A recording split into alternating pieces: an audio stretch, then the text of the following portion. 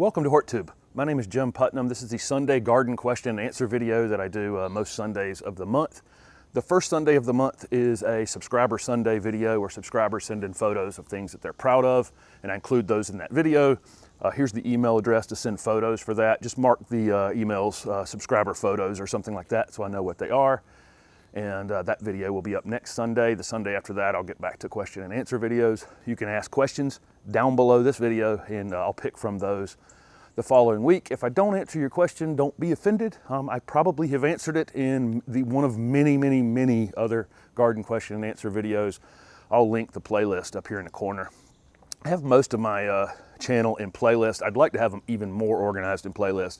I've just, it's 800 videos or something now. It's kind of hard to go back in time and start reordering them again. But I do have playlists for if you're in zone 5 or zone 6 or zone 7, or you're looking for shade plants, or you're looking for screening plants, or you're looking for fragrant plants. I've got all the individual plant variety videos that I've done in playlist. It's not all perfect. I had somebody the other day finding native plants that I had covered that I didn't have in my native plant playlist, because I forget when I put the video up, I have, while I'm waiting for it to upload, I'm adding things to the playlist, adding a description to the video, that kind of thing. And I just forget, all the playlists that it might belong to while I'm doing that. So, but they are pretty organized on my channel, and you can go to the home page on my channel, and there's a little playlist button somewhere in the middle of the home page for the main channel page on YouTube. And that will help you narrow down your search for something. I've covered a lot of plants on this channel. Let's see, I have a lot of video content for this week. I finally got a lot of rain here this week. It had been somehow missing me constantly. I hear thunder every afternoon and think that that's the day, and it just wouldn't happen. And finally has rained quite a bit, and rainwater is so much better than any other way you could irrigate. It also can move your mulch around a little bit and cause you some weed problems too. So, I'll be monitoring closely weeds popping up, and I can see that happening actually. So that was a question I got last week that I remember that I didn't write down. Was somebody asked me why I liked hardwood mulch more than pine bark mulch, or pine bark nuggets, I think specifically is what they asked. Pine bark nuggets are, I used lots of pine bark. I like to mix pine bark in the ground. I like to mix pine bark in containers. I used thousands of yards of it at my nursery over the years of planting things in nursery containers. And I do like it as a top mulch as well, especially in annual beds and that kind of thing.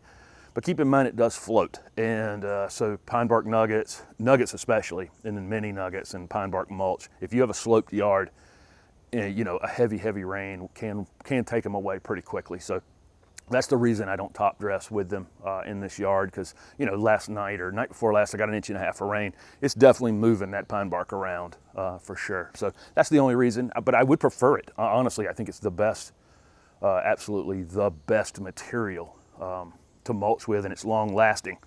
It just won't stay where I want to put it. So that's the only reason. Okay, we'll go ahead and get to some other questions. I may walk around briefly at the end and show you a couple of things that are in the questions from this week. It's so humid out here that my lens is fogging up, and so you may see it go slightly darker and then brighter again. That just means I've walked over there and cleaned that lens off because it's so muggy out here. Somebody asked me about thinning lamb's ear, and it's an evergreen perennial that during the summer it can get so thick and grow on top of itself that it can brown out and that kind of thing. I'd actually encourage you to cut it back in the late winter, and in March you can cut most of those stalks, or April you can cut most of those stalks to the ground, or stems to the ground, and then let all new growth come back on it every year. And then in the summertime, if it gets too thick and starts browning out again, you can take like every third stem and cut it to the ground. It's really not a problem at all. And I've had to root prune lamb's ear before. Just go around them with a flat shovel and cut the roots so that it would stop spreading. That stuff can get actually pretty aggressive once it's established. But you can thin about every third stem as a midsummer pruning, and you can cut the things completely back in the late winter. Let's see. Somebody asked me about deadheading agapanthus because I had mentioned it before. I'll show you that toward the end of the video. I've got 5 different agapanthus varieties out here, and once the any of the flower stalks fade, I just cut them down to the ground. I'll show you that at the end of the video. Somebody asked me about planting gallon-sized little lime hydrangeas, but could you get them in a smaller size than that? Wanted to know what I would recommend for summer planting. If you're around, I don't care what size container you use, as long as you can water them. I planted little pint salvias out in the front yard last week. They're tiny, tiny little containers. They've already taken hold and they're doing great. So I don't mind that at all. And I think smaller plants, a lot of times the smaller the plants are, the quicker they establish themselves. There's less transplant shock. I tell people this on screening plants a lot.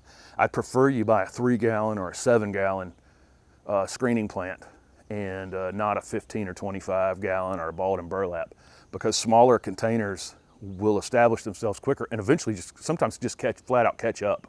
But I don't think I've planted anything in this yard in bigger than a 7-gallon container, and I don't even look for anything bigger than a 7-gallon container. Plus I kind of enjoy the process of growing them. So that's part of that. Somebody asked me about if I watch other gardening any other gardening YouTubers. I don't watch any gardening YouTube, pretty much. I don't watch any gardening.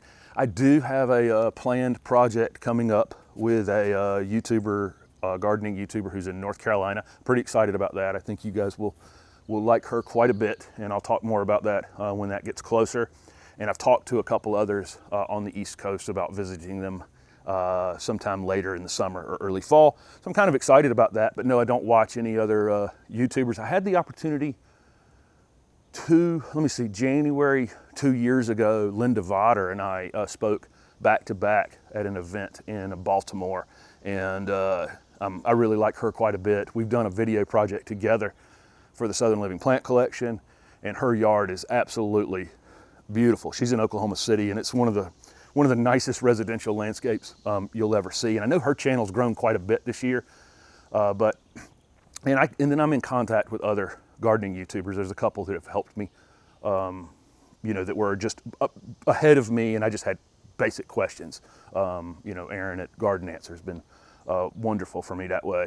But I would definitely look at Linda's channel for sure. Her yard is just, it's a well-established landscape and may give you some ideas. But other than that, I watch like sailing channels, and I don't want to sail. I have no interest in sailing, but it's something that I can decompress. I use YouTube to decompress. Another thing I'm getting a question about YouTube specific is the ads, and I'm getting more comments about there being more ads or more annoying ads. I don't know what's going on with that. I have messaged a couple other YouTubers and they've heard the same thing. So I don't know what change YouTube has made.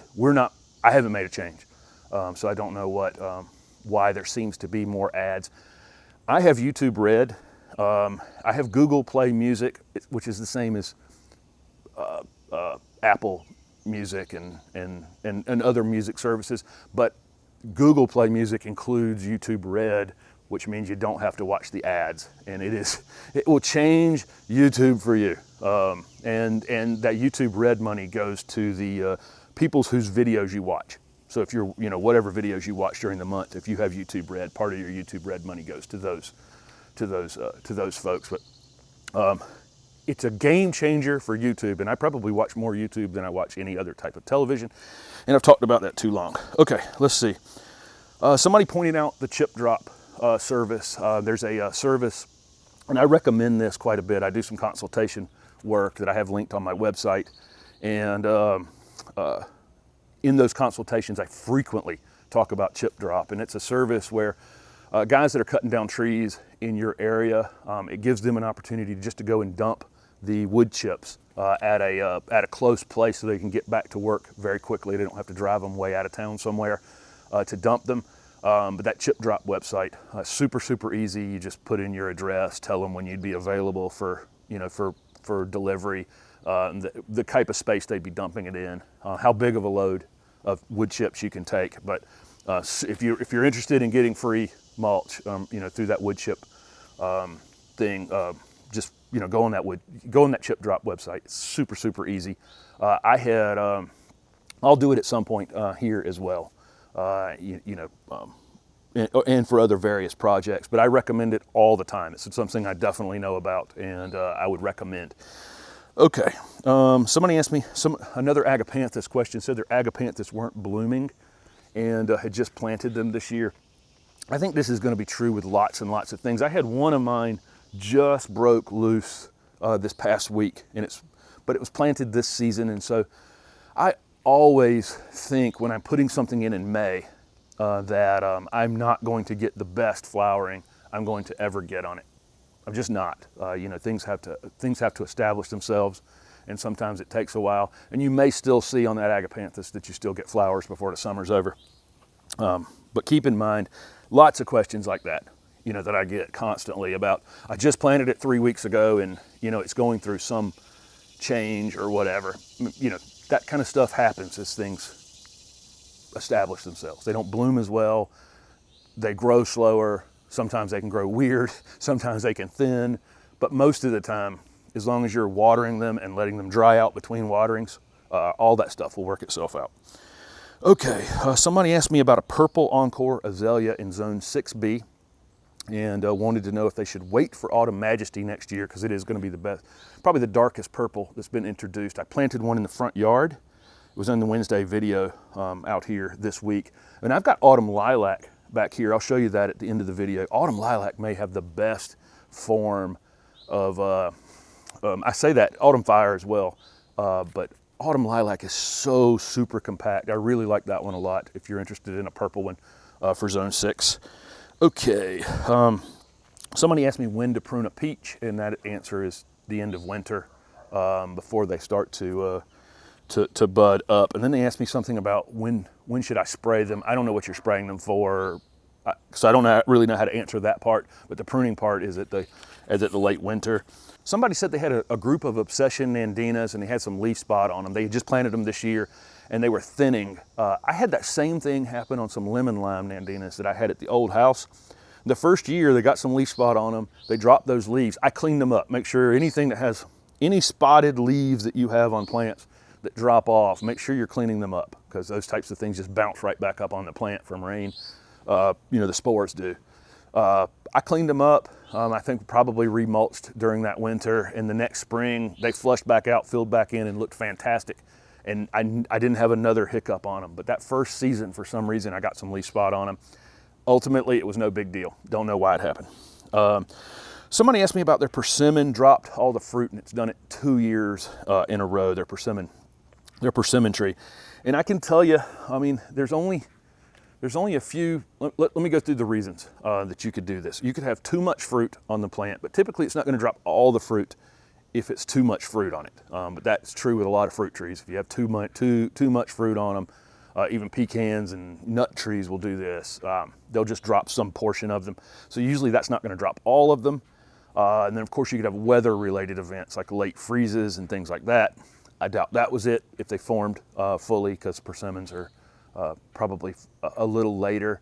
Then it could be water related where the plant was just too dry as it's, you know, getting to that point where it's really trying to, produce fruit.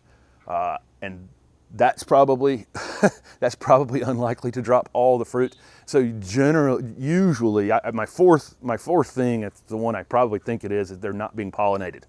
And I talked about in the Wednesday video, and I may make a separate video here, that my vegetable garden over there is reliant on all of these flowers that I have over here.